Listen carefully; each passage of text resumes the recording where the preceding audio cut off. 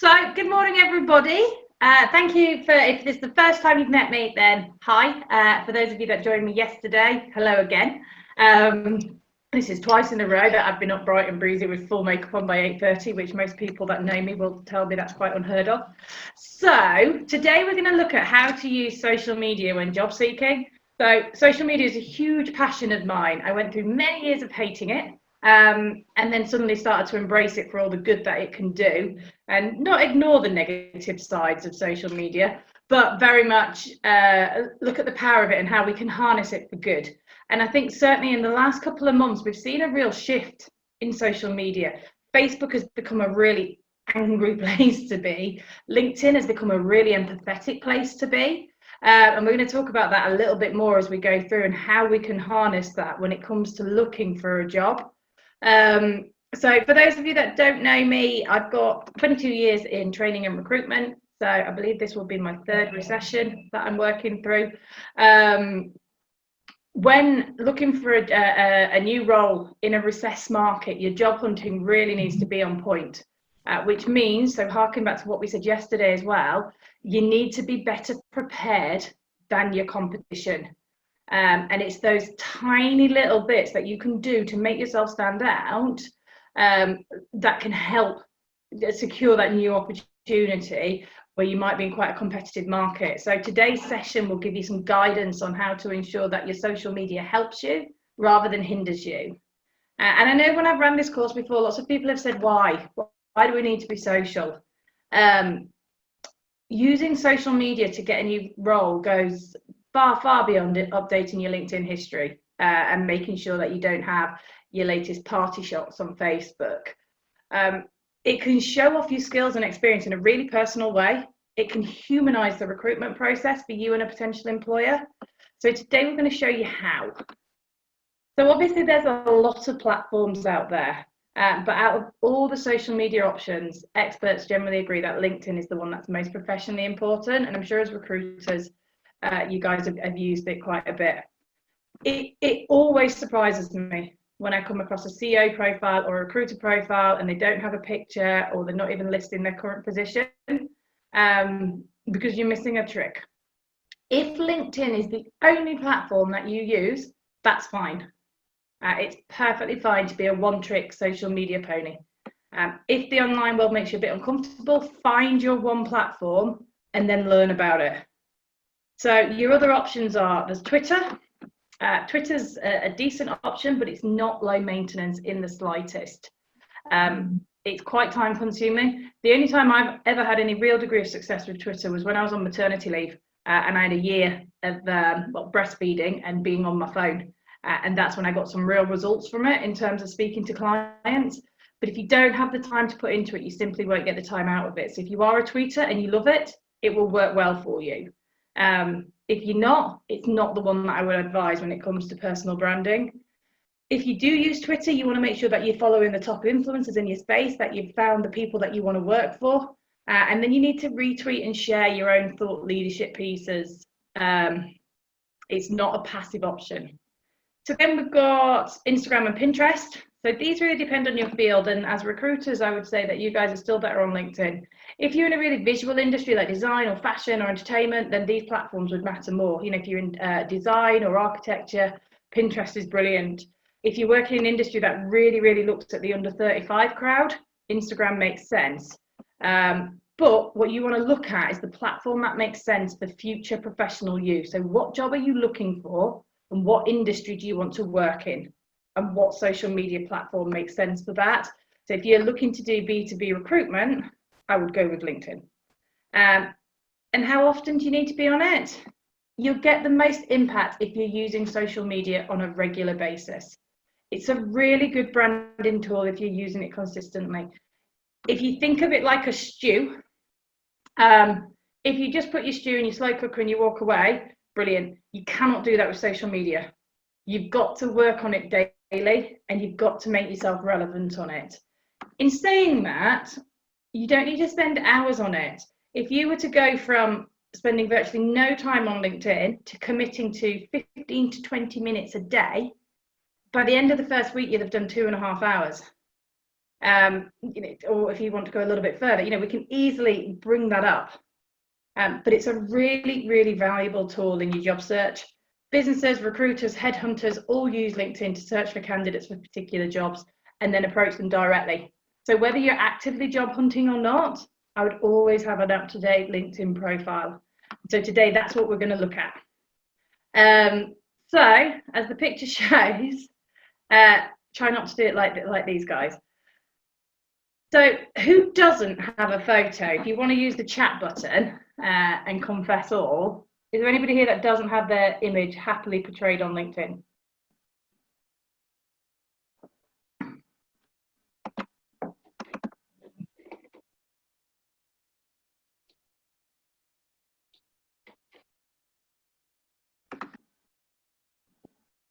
Go on, somebody talk to me on the group chat. I have one where it's about 10 years old. Brilliant. Mine's quite old, actually. I'm very, very loath to replace it. So you need a photo, long and short. I don't advocate them on CVs, but I massively advocate them on social media because it's social. And it needs to be of you, not a cartoon image, not a field. It needs to be you. So it needs to be clear, friendly, and appropriately professional. If you don't know what appropriately professional means, have a look at the people in your target company, industry sector, and see what they're wearing and then match them. Your photo can convey energy, charisma, passion, lots of other soft skills that are harder to write about. So you just want to put it in there. So you don't necessarily want the, stare straight at the camera and look like you're about to be shot type photo, although this chap here in the middle is quite happy. It's got to just be a decent shot. Doesn't need to be paid for. You don't need the professional shot. Find a white wall and get someone to take multiple pictures of you until you're happy with it. Have a smile. It's not your passport. But it is the first place we go to as recruiters. We read your CV. If we're interested, we go and click on your LinkedIn. We want to see what you look like. So make sure you've got an image waiting for us. When you're not looking for a job, it can be really easy to ignore your LinkedIn profile alongside. I would always say have a really active LinkedIn profile because it can generate opportunities that you don't know even when you're not looking. So your potential dream job could always be out there, but if you're not active on LinkedIn, we're never going to find you. But to be seen, you really need a photo. So LinkedIn members with a profile picture are 14 times more likely to get page views. And again, those that post skills in a skills section are 13 times more likely to have profile views compared to those. And that's according to LinkedIn's own statistic. And then you need your name, obviously. You can customize your profile with a nice customized URL. So if you've seen on LinkedIn, it's typically www.linkedin.com/JanePettit121279648B. So it's just a little thing, but if you can avoid that, I would. It just shows you're active. So the easiest way of doing that is on the edit profile screen at the bottom of the grey window. It'll show your basic information. You'll see a public profile URL. Click edit next to the URL. Specify what you'd like your address to be, and then when you've finished, just set custom URL. So you could have Jane Pettit Recruiter, Jane Pettit Superstar, whatever you want. But I would generally go with your name, and if you want to put your keyword of what job you're looking for, that's absolutely fine. And then you need to choose your headline. So your photo, your name, and your headline are the only things that people will see when they do a search. So your headline should stand out and highlight what you're doing and what position you're looking for. At the moment, I'm recruiting for a role and I really want an immediate starter. And I'm loving people that I'm seeing that say immediately available in their headline because it just makes my search so much easier. I've kept mine on here. It's rubbish, so don't copy it. It's very boring. It basically says what I do with absolutely no flump or flair about it. If you think about the news of the world, The Guardian, any of the newspapers, we look at headlines, and that's what this is. And it's how eye-grabbing your headline is will action whether or not somebody clicks through. So for example, what you might want to put in there is something, so my example here is HR. So HR professional with outstanding employee relation skills. So you've got a really nice grab word in there. So outstanding makes you sound good. You could put in skilled internal recruiter with a 85% job fill rate, anything like that. That's just a little bit different. And it's far more exciting than something like mine, which is resourcing business partner and recruitment trainer. So we want to be positive. You want to go for positive attention at this point. And then we need to make a strong profile summary.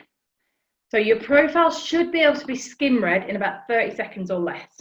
It needs to include industry related keywords, core skills, strengths, talents, interests, really well written in a professional style, clearly no spelling or typos, get someone else to check it if you know your eye for detail isn't great. And it should answer questions that provide deeper insight about the individual. So what makes you unique? Where are you headed in your career? How would other people describe you? And what are your values and your personality traits?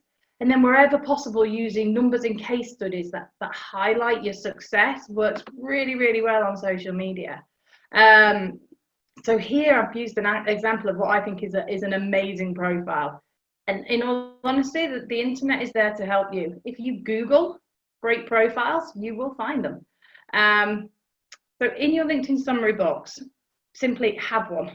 It's amazing how many people leave this field blank, or how many people just have information about their business. So we all know we join a company and they say, oh, please put this in your LinkedIn profile.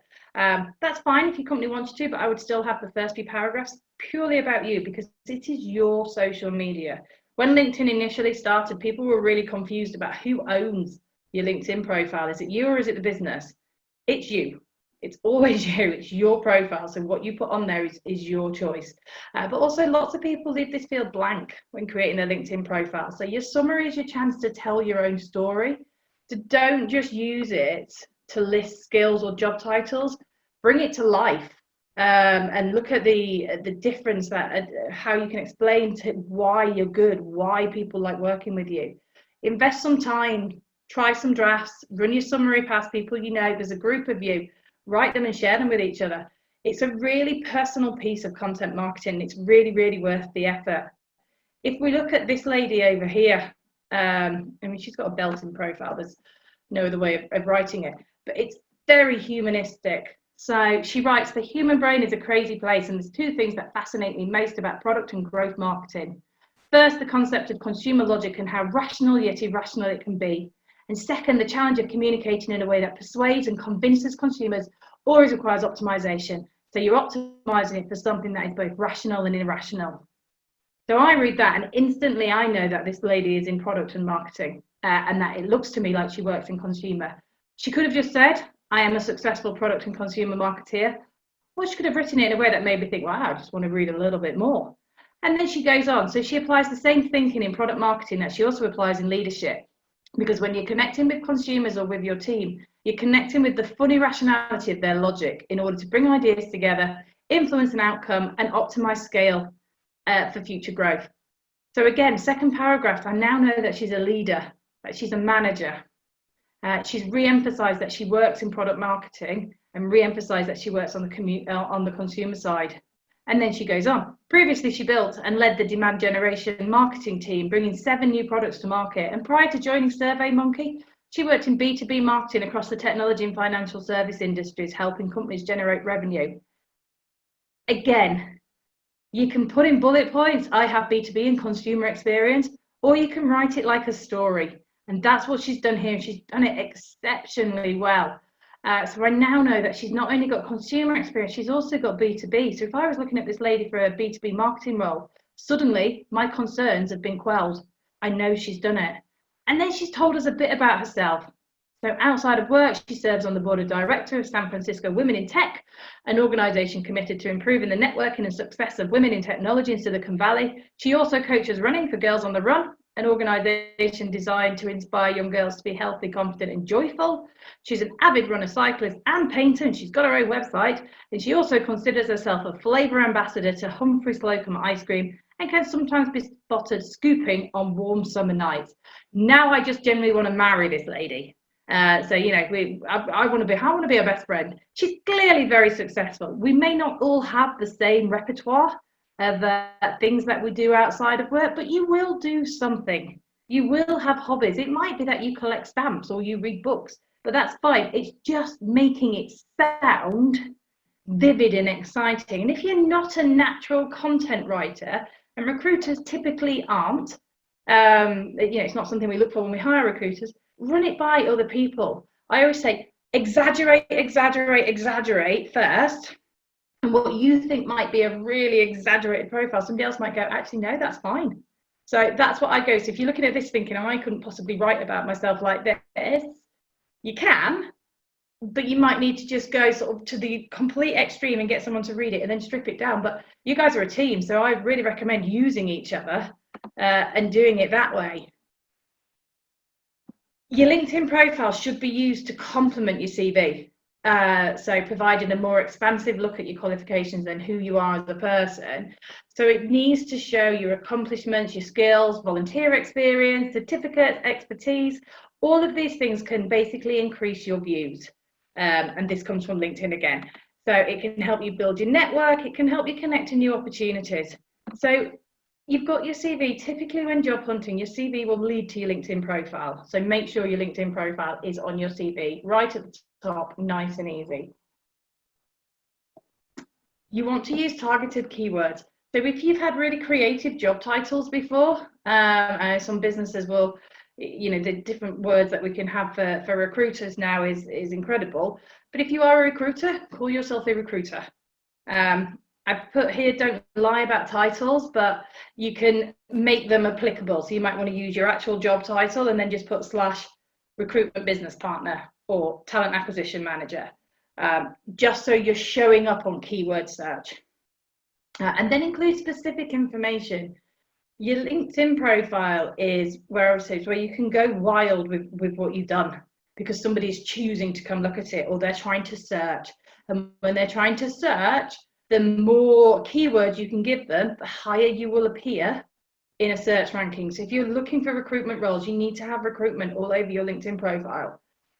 Likewise, related words like talent acquisition, resourcing, all of those need to be littered in to what you've been doing. It just puts you higher. So when somebody goes in and search, there you go. LinkedIn, once you may or may not know this, once you advertise a job on LinkedIn, it instantly highlights people that it thinks are relevant. So it does an automated search and then comes up with a network of people. And again, they all have pictures, they all have profiles, they're all active. That's how LinkedIn finds them. So you want to make sure that you're involved in that. And then obviously bob on your education. So reverse order, any programs, any schools you went to, these should all be the same as your CV. This basically is your CV, but with some real bump and personality in it. So make sure that obviously they mirror each other in terms of dates, etc. Don't have something on your LinkedIn profile that you don't have on your CV because it just raises all the wrong types of questions.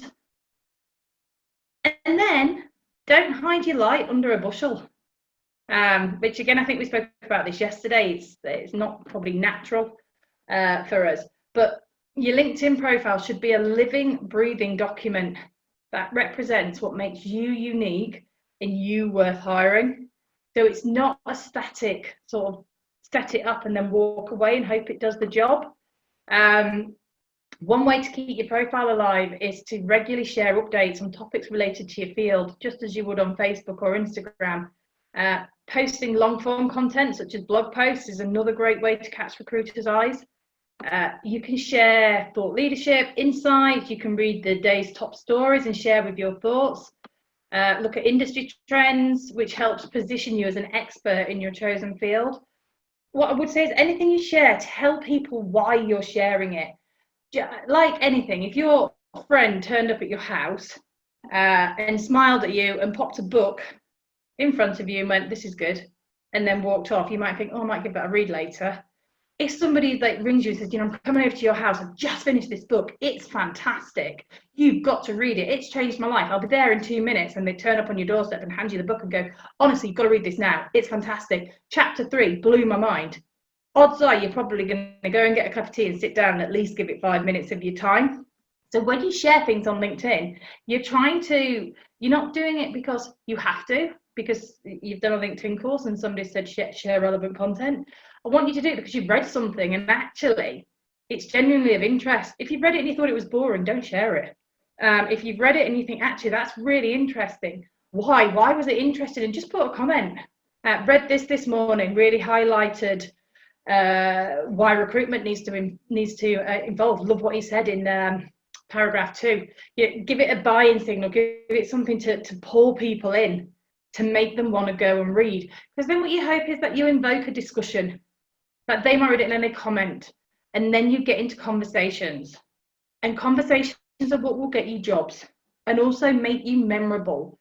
At this moment in time, it's a very, very saturated market.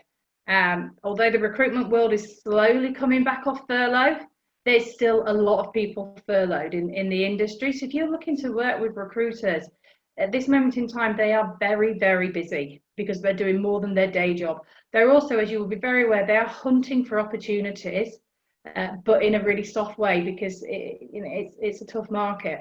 So where they need to be spending their time at this moment in time is sourcing roles that they can then present to their candidate base. The challenge that recruiters have, and we talk about this a lot in our business, is that we can't talk to every candidate that we would want to. And that actually doing things like this helps us reach more people, but not on a one-to-one, because it's too tricky at the moment. There's too many people that are looking for work that want to have those conversations, and it's not meant to sound cold in any way, shape or form. But if we spoke to everybody, then we wouldn't have time to speak to the clients, and it's the clients that we need to give the vacancies. However, social media evades all of that. So if you're talking to recruiters on LinkedIn, so if you're following them and they're sharing their content and you're resharing it and saying, I've read this today and this was fantastic, or you're putting a comment on, really good article, really liked what you said about this, you are making yourself visual to the network. If you know who you want to work for, follow those companies and follow individuals. And if they're active on LinkedIn, talk to them. Create a relationship, which is really easily done on social media. I've won quite a bit of business off the back of talking to people on LinkedIn. A couple of comments. I agree with what they say. I find a common goal and I drop them I drop them a message and say, hi, we've been chatting on LinkedIn. This is who I am. And as candidates, that's what you can look to do. And it's not as time consuming as what I'm probably making it sound. You're talking about 15 to 30 minutes a day. For me, it's before work, it's lunchtime, it's the end of play. And then because at this moment in time, as sad as this sounds, LinkedIn is my happy place, because it's not as the world is going to end as Facebook is at the moment. Quite like to bob on there at night and just see what's happening. And I'm seeing lots of candidates do some fantastic things. They're profiling themselves. They're reminding us every 3 or 4 days, I am on the market and this is what makes me good. But do you know what? Whilst I'm looking for work, I'm also doing this. I've started a dog grooming course, or I've learned how to speak Spanish. They're just talking. But LinkedIn at the moment is hugely receptive. People are sharing, nobody wants to be in a recession with strong levels of unemployment. Everybody wants to get the economy going. So you'll find that people are more than happy to speak. I think I've drilled that point down. So other things, if you've won awards or you've got your degree certificate, get the photos. You can obviously put your CV on your LinkedIn profile. And if you haven't done that and you're active on the job market and obviously not bound to an employer, I know some of you guys are in consultation, and so once you know you can, get it on LinkedIn. It's another search engine. If you've been in any videos, pop that on, and then really make yourself accessible. One huge common mistake on LinkedIn is not making it clear how others can reach you on email or phone. So obviously I have a paid for account on LinkedIn, but I only have 30 emails a month. What day is it today? It's the 18th. They were gone. They've gone. So now I'm waiting for people to reply so I get that email back. If you don't tell me how to reach you, and I'm bound by my emails, I'm just going to send you a connection response. If you don't reply to that, then I can't reach you. So just make sure that you've got on there your phone number and your email address, nice and clear, right up at the top, and then people can easily come find you and talk to you. You can obviously browse for jobs as well using LinkedIn's jobs you might be interested in, and LinkedIn is very good at knowing what you're looking for. So the moment you start searching for relevant opportunities on LinkedIn, it will start telling you about them. On the flip side, obviously recruiters search for candidates using keywords. So it's super important to build out your skills and endorsement sections with relevant keywords for what you want to be found. Most people think this part of the profile doesn't matter.